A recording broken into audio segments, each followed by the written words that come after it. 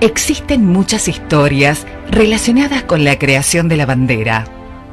Algunos más poéticos, enseñados durante los años de colegio, hablan de los colores del cielo. Otros, venidos desde la tradición oral, argumentan razones más mundanas. Colores adoptados a partir de la vestimenta de distintos cuerpos del ejército, o tomando la investidura de la Virgen de la Merced, o Luján, entre otras. Ahora bien, ¿hasta qué punto es cierto, comprobable y verificable cada una de estas afirmaciones? Y en definitiva, ¿cómo fue la primera bandera argentina? ¿Cómo va, Juan? Hola, Luisito, ¿cómo te va? ¿Cómo estás vos? Bien, disculpa la demora. Resulta que la llevé la nena al colegio porque izaban la bandera y en el momento que estaban izando me puse a recordar todas aquellas historias que nos contaban acerca de cómo venían nuestros colores, de dónde provenían, y quería aprovechar para preguntarte qué es lo que tú puedes contarme acerca de eso. Bueno, vos te acordás que con respecto al origen de nuestros colores hay muchas versiones. Muchas de ellas sobre todo son de tradición oral, algunas nos enseñaron en el colegio. Por ejemplo, vos te acordarás que quizás la más conocida es que el origen de nuestros colores se deriva del color del cielo. El celeste del cielo, el blanco de las nubes. ¿Puede ser que yo haya leído en algún momento que también provenían de la advocación de la Inmaculada Concepción, donde tenía una túnica blanca y un manto azul? Exacto. Muchos también sostienen que nuestros colores derivarían del manto de la Virgen de la Inmaculada Concepción. Vos sabés muy bien que Manuel Belgrano era devoto de la Virgen María y sobre todo en esta advocación. Cuando él estuvo en España, por ejemplo, pudo haber visto muchos cuadros, hay muchos cuadros de Goya de esa época, donde la representan a la Virgen casualmente con el manto blanco y también un manto azul. Es decir, esa es una de las teorías también que se pueden esbozar. Otra teoría, por ejemplo, puede ser, vos viste que los patricios usan un sombrero, una especie de galera, un sombrero de copa. Arriba del sombrero de copa había un penacho. Ese penacho en realidad es una pluma, que algunos dicen que en esa época era celeste y blanca. ¿Belgrano no era oficial de los patricios? Exacto, Belgrano era oficial de los patricios porque era porteño, todos los porteños se enrolaban en esa época en el cuerpo de patricios. Y los patricios eran el regimiento favorito de Belgrano, el regimiento número 1. Entonces, algunos piensan y sostienen que de allí derivarían también nuestros colores. Y ya que hablaste de Buenos Aires, ¿puede ser también que pueda provenir del escudo colonial de la ciudad de Buenos Aires, que era un óvalo dividido en dos partes, la mitad celeste emulando al cielo y la mitad de abajo blanca emulando al Río de la Plata? Sí, exactamente. Otra teoría, quizás la que remonta nuestros colores al origen más antiguo, es este escudo que es del siglo XVII en realidad. Y si vos vas por Buenos Aires ahora, por ejemplo, vas a encontrar en toda la cartelería pública de la ciudad de Buenos Aires este escudo que es el escudo de la ciudad de Buenos Aires ahora. Otra teoría también es que en la época de las Jornadas de Mayo, por ejemplo, unas damas fueron a ofrecerle su apoyo a Cornelio Saavedra, que era el líder militar más importante de esa época, y llevaban casualmente cintas celestes repetidas de blanco para expresarle su apoyo para que él pudiera dar su impulso a la Revolución de Mayo. Otra teoría también es que se ha llegado hasta nosotros con respecto a los húsares de Pueyrredón. Los húsares de Pueyrredón eran unos paisanos que Pueyrredón había armado con su propio peculio y los había llevado a consagrarse a la Virgen de Luján, en el santuario de Nuestra Señora de Luján. Entonces, estos húsares llevaban, todo esto es tradición oral, Luisito, ¿no? Cintas de color celeste y blanco que tenían el tamaño de la Virgen de Luján y se les llamaba las medidas de la Virgen. Con estos distintivos, los húsares participaron en las invasiones inglesas, luchando contra los invasores. Esa es otra teoría también que podemos decir que nos trajo. Ahora te quiero preguntar, y todo Sí. esto de la movida de la escarapela, de las cintas celestes y blancas, es cierto entonces que no comenzó con French y Beruti, y que el motivo por el cual las repartían no eran los que los contaban, y en realidad tampoco eran cintas celestes y blancas, ¿es correcto? Sí, es verdad. Durante mucho tiempo se pensó bueno, como nos habían enseñado en el colegio, es decir, que Domingo French y Antonio Luis Beruti habían repartido cintas celestes y blancas durante las Jornadas de Mayo. Investigaciones posteriores llegaron a la conclusión de que en realidad las cintas que habían repartido no eran celestes y blancas, sino blancas únicamente. El hermano de Antonio Luis Beruti, Juan Manuel Beruti, era un empleado público que se dedicaba a escribir todo lo que pasaba en un diario todos los días. En sus memorias él escribió que las cintas que se repartían eran blancas. También se encontró correspondencia de un porteño que era realista, escrita el 26 de mayo, dice el día siguiente, el 25 de mayo, donde él muy indignado dice que esta gente enfervorizada en las calles, estos alborotadores repartían cintas blancas. Es decir, todos los testimonios contemporáneos dan a entender que se repartían cintas blancas y las usaban en las solapas de los trajes o también en el sombrero de copa. Y algunos tenían cintas blancas que llevaban adornando retratos de Fernando VII en esa época. Y vos me dirás, bueno, ¿y para qué el blanco? Bueno, el blanco era el color propio de los Borbones en Francia y en España, y un poco era para decir que nosotros estamos con Fernando VII, queremos la unión entre americanos y europeos. El blanco para ellos significaba la unión, la igualdad de condiciones entre los criollos y los españoles, y era un poco para disimular los ánimos independentistas que ya los tenían en ese momento, pero no era muy políticamente correcto exteriorizarlos. Entonces por eso utilizaban el color blanco. Está bien, entonces los chicos como que estaban recién comenzando a querer emanciparse, pero no tenían la decisión completa de hacerlo. Exactamente, entonces era muy pronto quizás en ese momento. Y ahora yo tengo una consulta, Sí. entonces la confusión esta de las cintas celestes y blancas para la Semana de Mayo, Sí. ¿de dónde proviene? Bueno, quizás la confusión todo se origina por las memorias de Cornelio Saavedra. Cornelio Saavedra, más de 15 años después de los hechos, él escribe en sus memorias de que en las jornadas de mayo se distribuyeron cintas celestes y blancas. Esa confusión muy probablemente fue tomada por Bartolomé Mitre, que lo difundió ampliamente diciendo que French y Beruti habían ido a la Recoba, compraron cintas celestes y blancas y fueron las que las publicitaron por doquier en las jornadas de mayo.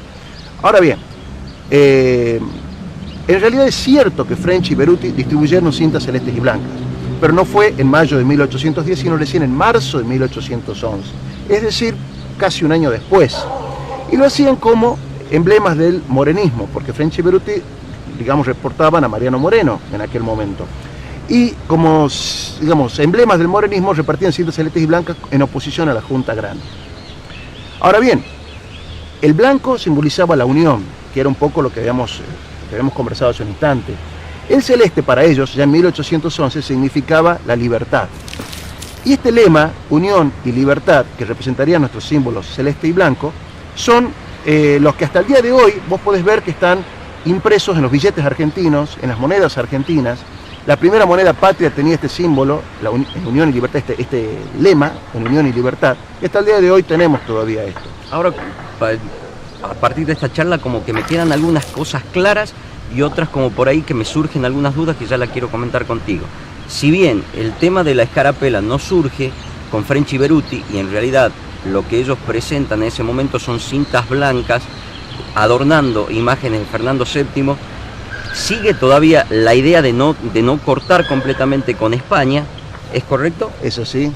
Y luego de esto, una vez que ellos deciden encarar este tipo de movimiento, pero ¿qué es lo que pasa realmente en febrero de 1812 en Rosario? Bueno, si me acompañas te cuento. ¿Querés venir? Dale.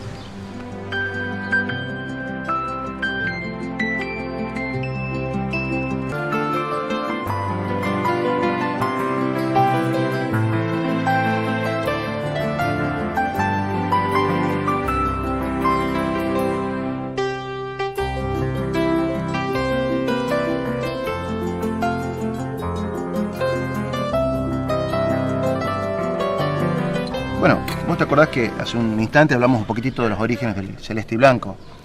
Vos te acordarás que repasamos un poquitito las distintas teorías que han llegado hasta nosotros por tradición oral con respecto de dónde se surgieron nuestros colores. La más que más nos acordamos quizás sea por el color del cielo. La del manto de la Virgen. El manto de la Virgen. Puede ser también por las damas de Saavedra, ¿te acordás que fueron a verlo? Sí, los húsares de Pueyrredón. Los húsares de Pueyrredón, el penacho de los patricios.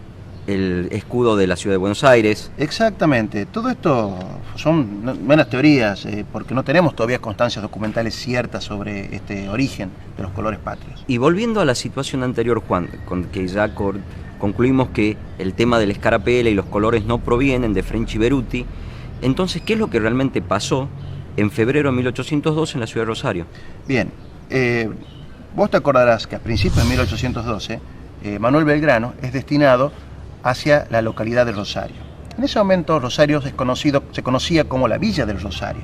No era la ciudad pujante que es hoy, que es la tercera ciudad del país, sino que era un pequeño caserío, unas cuantas casas alrededor de la capilla, que hoy es la Catedral de Rosario.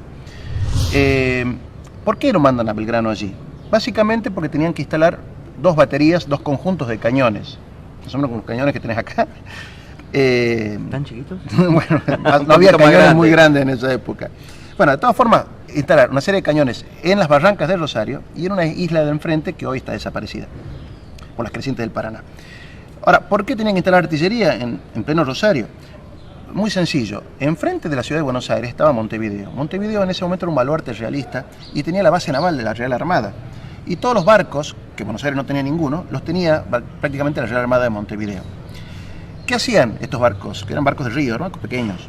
Bueno, se remontaban por el Paraná y saqueaban, asolaban y asaltaban todas las localidades de... las costas. Claro, las costas del río Paraná, de las localidades que habían adherido a la Revolución de Mayo. Entonces, como represalia, robaban ganado, asaltaban y todo ese tipo de cosas. Entonces, ¿qué hace el gobierno? Para protegerlos, lo manda a Belgrano para que instale artillería para evitarles o impedir que estos barcos puedan remontarse Paraná hacia arriba. Ahora, Belgrano, un poco previsor, ¿qué descubre? Dice, bueno, si en algún momento se desembarca tropas de la Armada Real, de la Real Armada realista, ¿cómo nos vamos a identificar? Porque en definitiva, las escarapelas que estamos utilizando, tanto ellos como nosotros, son idénticas. ¿No eran las escarapelas rojas? Exactamente, era la escarapela encarnada, la escarapela roja, redonda, que utilizaban todas las tropas para identificarse. Entonces Belgrano, en forma de previsión, se dirige el 13 de febrero de 1812 al triunvirato y les expone esta situación. Y les dice, mire, ante un enfrentamiento nos podemos llegar a confundir, sería bueno, por favor, que adopten una escarapela para que la podamos utilizar las tropas nuestras y nos podamos diferenciar de los enemigos en el caso de tener que batirnos en algún combate. Esta comunicación llega a Buenos Aires y el 18 de febrero de 1812, es decir, 5 días después, el triunvirato le contesta a Manuel Belgrano aceptando su propuesta y disponiendo la créase la escarapela de las Provincias Unidas del Río de la Plata, que será del color blanco y azul celeste. Y lo firma a la mano de Bernardino Rivadavia. Bernardino Rivadavia en ese momento era secretario del primer triunvirato. Ahora tengo una consulta, Juan. El color blanco preponderante en la escarapela, ¿guarda similitud con el origen de los colores blancos que entregaron French y Beruti? Bueno, en realidad algunos piensan que a los fines de seguir manteniendo la continuidad con los Borbones es que se adoptó el blanco y el azul celeste. Vos te acordarás, hay un cuadro muy famoso de Francisco de Goya donde aparece toda la familia de Carlos IV, que está en el Museo del Prado en Madrid. Y nos llama la atención hoy en día ver a Carlos IV, a Fernando VII, el futuro rey, y a toda su familia, los varones, con una especie de banda presidencial argentina, digamos, luciéndole en el pecho. Entonces uno dice, che, ¿qué pasa acá? Bueno, en realidad no es la banda presidencial, Argentina todavía no existía en ese momento cuando se retrató, pero lo importante en todo esto es que piensan que una forma de mantener el apego hacia los Borbones era mantener esos colores. Esos colores en realidad correspondían a la orden de Carlos III. Era una orden que solamente muy pocos elegidos tenían el derecho para llevar. Entonces era una forma de mantener el apego al rey cautivo, al Fernando VII, pero como para mantener la apariencia de independencia que todavía no se la quería revelar en forma clara. Un poco acompañando la Revolución de Mayo. Exactamente. Ahora bien, vos me dirás, ¿cómo era la primera escarapela nuestra, esa escarapela blanca y azul celeste? Bueno, la escarapela blanca y azul celeste era redonda, preponderantemente blanca y un pequeño círculo en el medio celeste. Esa era. ¿Cómo lo sabemos? Bueno, han llegado a nosotros retratos de varios oficiales de las guerras de la independencia con esta escarapela. Esa escarapela por lo general la utilizaban los generales o los coroneles en sus birretes o en sus bicornios. ¿Puede ser que yo haya visto un retrato de San Martín con esa escarapela en el pecho? Exactamente, hay varios retratos del general San Martín usando esta escarapela, sobre todo más en el sombrero. Y el retrato más antiguo que se conoce es de 1813, donde el general Francisco Ortiz de Ocampo, en Chuquisaca, se hace retratar con esa escarapela en su sombrero. Y eso llegó hasta nosotros, por eso sabemos que la escarapela era preponderantemente así. Ahora bien, esta comunicación llega a Belgrano el 23 de febrero de 1812. Belgrano inmediatamente adopta la escarapela y le escribe ese mismo día muy entusiasmado al gobierno y le dice, bueno, mire, ya cumplimos con sus órdenes, acá ya todos mis soldados tienen esta escarapela.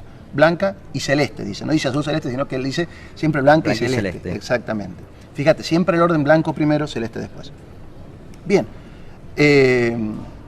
Unos días después, el 26 de febrero, 3 días después de esto, Belgrano estaba muy ansioso y vuelve a escribirle al Triunvirato y le dice, por favor, gobierno, sería bueno que cambiemos también la bandera, porque no solamente tenemos que tener una escarapela, sino que nos podemos llegar a... estamos utilizando la misma bandera de quienes nos oprimen, entonces sería bueno que ustedes adopten el recaudo de tener una nueva bandera. Es decir, Belgrano no crea la escarapela, sino que propone crearla, y propone crear la bandera el 26 de febrero.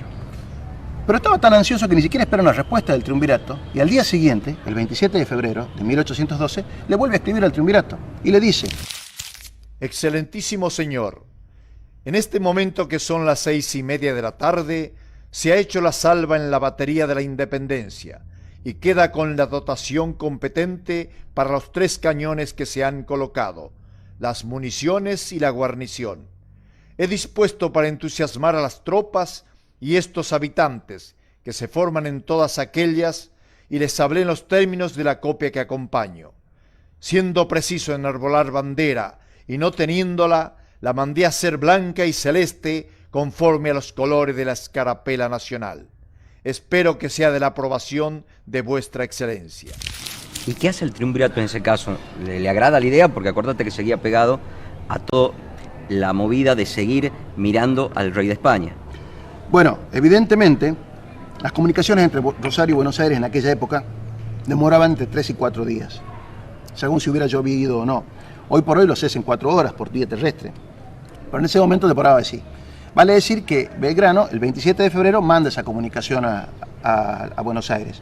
Y ese mismo día, el 27 de febrero, el Triunvirato decide destinarlo a Belgrano hacia el Ejército del Norte. Vale decir que ambas comunicaciones se cruzan en el camino.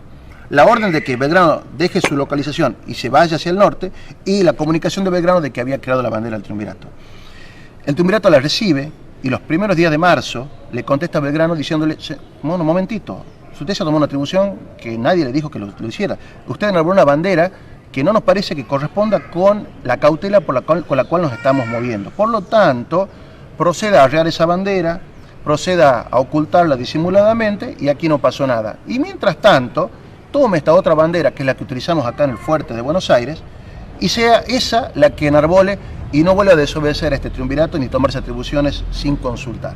Y ahora, cuando Belgrano está partiendo a Jujuy, sí, el Triunvirato le ordena que saque la bandera que él había enarbolado, sí, e hice la rojigualda, que es la que se estaba utilizando en ese momento en todas las fortalezas porteñas. ¿Qué es lo que sucede entonces con la bandera que enarboló Belgrano? No lo acompaña a Jujuy. Exactamente, es decir, las banderas no son de propiedad de los jefes, las banderas son de las unidades. Es decir, si Belgrano recibió la orden de marchar hacia el norte, es muy poco probable que se haya llevado la bandera consigo bajo del brazo. El ejército de San Martín, cuando vino del Perú, no vino con la bandera del ejército de los Andes, digamos, la dejó y volvió en su momento con los cuerpos argentinos.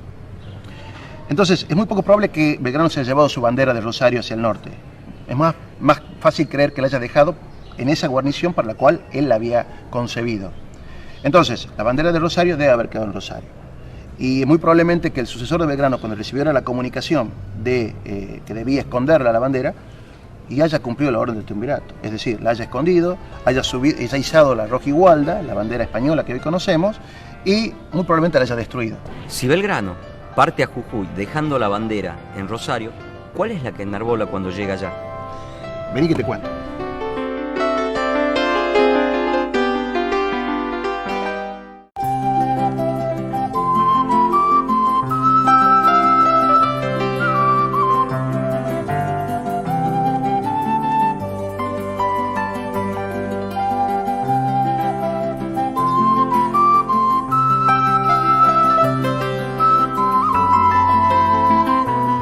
Juan, ya estamos acá en la casa histórica y coméntame qué tiene que ver la casa de Tucumán con todo lo que venimos charlando. Tiene todo que ver. ¿Cuál fue la última pregunta que me hiciste?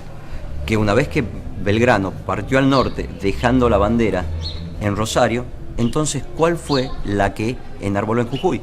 Bien, vos te acordarás que Belgrano habrá partido a Rosario los primeros días de marzo de 1812. Él nos enteró de que el Triunvirato lo habría reprimido, le había dicho por favor guarde la bandera que había creado en Rosario. Entonces, cuando él llega al Ejército del Norte, lo encuentra en un estado muy deplorable. Venía derrotado, venía huyendo prácticamente. Las poblaciones a su paso se le sublevaban al propio Ejército del Norte. Entonces Belgrano tenía que enfrentar dos enemigos, el exterior, el realista, y tenía que enfrentarse también los mismos problemas internos que había en las Provincias Unidas. Entonces se le ocurrió, para el motivo de celebrarse el aniversario del 25 de mayo, allá en 1812, de enarbolar la misma bandera que tenía en Rosario, pero que la había dejado en Rosario, por lo tanto necesariamente tendría que haber creado otra, o haber mandado confeccionar otra en Jujuy. Y fue la que llevó durante el 25 de mayo, la hizo pasear, la hizo jurar por las tropas, la llevó a la que hoy es Catedral de Jujuy, que en ese momento era la iglesia matriz del pueblo, la hizo bendecir, y generó tal adhesión, la gente que hasta ese momento el Ejército del Norte lo veía con poco de retaseo, esta vez se tomó mucho entusiasmo. Y Belgrano, contento y enfervorizado con esto, le escribe nuevamente al gobierno. Bueno, pero ahí viene la pregunta. Si fue la primera reprimenda cuando la enarboló en Rosario, ¿cómo reaccionó el triunvirato ante esta segunda instancia? Claro, vos acá ten en cuenta lo siguiente. Belgrano no sabía en realidad que había sido reprendido y que le dijeron guarde esa bandera. O sea, por tanto, él vuelve a contarle al triunvirato diciéndoles, miren, lo que hice acá, hice una gran obra, puse la bandera, todo el mundo le gustó. Entonces el triunvirato vuelve a recibir esta comunicación y dice, momentito, en su momento le dijimos a usted que esa bandera ocúltela, guárdela, no es el momento, seamos cautos, no es la circunstancia, no desobedezca. Y cuando esta comunicación le llega a Belgrano, ¿qué es lo que hace Belgrano todo esto? Belgrano lo toma con mucho dolor y dice, mire, yo no desobedecí, lo que pasa es que cuando ustedes me ordenaron que viniera el Ejército del Norte, se debe haber cruzado con la comunicación, por lo tanto yo nunca la recibí, por lo tanto, bueno, voy a hacer caso a lo que ustedes me dicen, voy a acatar la orden. A esta bandera, está bien, la guardaré, la ocultaré, si alguien me pregunta, le diré, bueno, la voy a guardar especialmente para un gran triunfo, y cuando ese gran triunfo venga, recién la sacaremos a luz. Y como ese gran triunfo está tan lejano por el estado en el que tengo el ejército, quédese tranquilo que se van a olvidar esta bandera. Tal es así que los episodios que vinieron después, es decir, el éxodo jujeño, el combate de las piedras y la misma batalla de Tucumán, se lucharon sin ninguna bandera. Es más, en el combate de las piedras, los realistas nos tomaron una bandera que ellos dicen que era blanca. Muy probablemente ha sido una bandera realista, las banderas blancas de los Borbones, o la bandera con la cruz de Borgoña, muy probablemente. Pero la bandera celeste y blanca, la cuestión es que se guardó. ¿Qué pasó después? Viene el triunfo del campo de las carreras, es decir, en Tucumán, contra todos los pronósticos, Belgrano decide quedarse, se juega el todo por el todo, el ejército realista mucho más fuerte, prácticamente el doble del número que tenía Belgrano, retrocede y se refugia en Salta. La noticia del triunfo de Tucumán llega a Buenos Aires los primeros días de octubre de 1812. En ese momento, unos recién llegados, que vos capaz que lo debes conocer, al general José de San Martín, en ese momento era coronel, bueno, preparan una revolución, un golpe de Estado, y ya comenzamos, ¿no? Tempranito. Pero la gente está muy disconforme con el gobierno del primer triunvirato en aquel momento, y en esa revolución cae el primer triunvirato, digamos, triunfa la revolución, y surge el segundo triunvirato, que es mucho más permisivo con la bandera que lo que fue el primero. Es decir, ya se paseaban los colores patrios por Buenos Aires, por todos lados, y nadie se rasgaba las vestiduras. Cuando Belgrano se entera de que una bandera se estaba paseando en Buenos Aires con los mismos colores que la que él había creado, dice, bueno, aquí no pasa nada. Entonces, aprovechando el triunfo de Tucumán, vuelve a sacar a luz su bandera. Y aquí que Belgrano, por ejemplo, vas a ver que en la ceremonia de entrega de su bastón de mando a la Virgen de la Merced, está presidida por la bandera, la ceremonia de juramento a orillas del río Pasaje, juramento de fidelidad a la Asamblea del año 13, también está presidida por la bandera, y es la misma bandera que, curiosamente, Belgrano lleva triunfal a la batalla de Salta. Y este segundo triunvirato toma con un ojo distinto la enarbolación de la bandera, siendo más condescendiente con los ideales que habían primado desde la Revolución de Mayo hasta la época. Exactamente, ya estos colores se empiezan a extender por todo el país prácticamente. La batalla de Salta, como te estaba diciendo recién, es el primer combate donde las fuerzas patrias van a pelear con nuestros colores, con el celeste y con el blanco. Y fruto de todo eso fue que Belgrano, digamos, ya se siente afianzado un poco por el gobierno. Ahora, Juan, una vez que ya Belgrano presentó la bandera, la pregunta es, ¿cómo es la bandera que creó? Bien, para eso estamos acá, en la Casa Histórica. Vos conocerás un retrato de Belgrano que es muy conocido, muy famoso, en el cual él se encuentra sentado, tiene un cortinado atrás y se ve como una escena de un enfrentamiento, de una batalla a su izquierda. Es una imagen muy popularizada que la encontramos en todos los billetes argentinos donde aparece Belgrano desde entonces. Hoy lo puedes ver en el billete de 10 pesos. Y ese cuadro es muy famoso, se han hecho muchas reproducciones al respecto. Una está en el Museo Histórico Nacional, otra en el Jockey Club de Buenos Aires, y una tenemos acá en la Casa Histórica, casualmente, esa reproducción del cuadro de Belgrano. ¿Por qué este cuadro es importante? Porque es uno de los pocos retratos que Belgrano se tomó en vida y que se le conozcan. Este fue retratado en 1815, cuando él era diplomático en Londres, se hace pintar por un pintor francés que en ese momento era desconocido, François Casimir Carbonnier se llamaba. Ah, sí, que no fue discípulo del pintor preferido de Napoleón. Exactamente. Jacques-Louis David era el pintor favorito de Napoleón, que él pintó, por ejemplo, la famosa coronación de Napoleón, que es todo un mural prácticamente, y que lo ves en el Louvre. Bien, algunos piensan que Carbonnier intervino en algunas de estas pinturas de David, y que al llegar a Londres, por su prestigio, Belgrano se hizo retratar por él. Ahora, después de estar sentado apaciblemente, vemos que, como te decía, atrás hay una escena de una batalla donde aparecen dos líneas de infantería y unos oficiales a caballo. Tanto los oficiales a caballo como la segunda línea de infantería llevan una bandera, que es la bandera que Belgrano nos está diciendo cómo era su bandera. Y esa bandera es una franja blanca arriba y una franja celeste abajo. ¿Es posible que esa batalla pueda ser la batalla de Salta? Exactamente, muchos suponen que era la victoria más importante que tuvo Belgrano. La de Tucumán no pudo haber sido porque no se luchó sin bandera. Entonces muchos piensan que es representación de la batalla de Salta y que ahí Belgrano le está diciendo a un pintor que ni siquiera sabía que era la Argentina, que no existía como país en ese momento, un país ignoto, cómo era su bandera. Eso te iba a preguntar, como si la retrata bien a la bandera, la única forma de que él conociese cómo es nuestra bandera fue por labios de Belgrano. Exactamente. Y además, si tenés un poquitito de memoria, vas a encontrar esa bandera muy similar a otra que también conocemos nosotros, Sí. que es la bandera de los Andes. De los Andes. Exactamente. Muchos piensan que estando Belgrano con San Martín en 1814, casi 3 meses en Tucumán, o bien San Martín pudo haber visto cómo era la bandera de Belgrano, o bien Belgrano se lo pudo haber narrado, para que de esta manera, en homenaje a Belgrano, San Martín la bandera de los Andes la hizo con el mismo formato.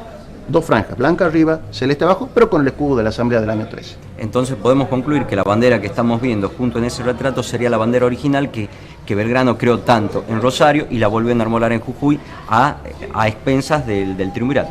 Exactamente, muy Bueno. a pesar del triunvirato. Sí, sí. Bueno, Juan, se me hace tarde, yo ya te voy dejando y seguramente si te parece bien nos encontramos la semana que viene para seguir charlando de Dale, otras historias. hablamos de otra historia.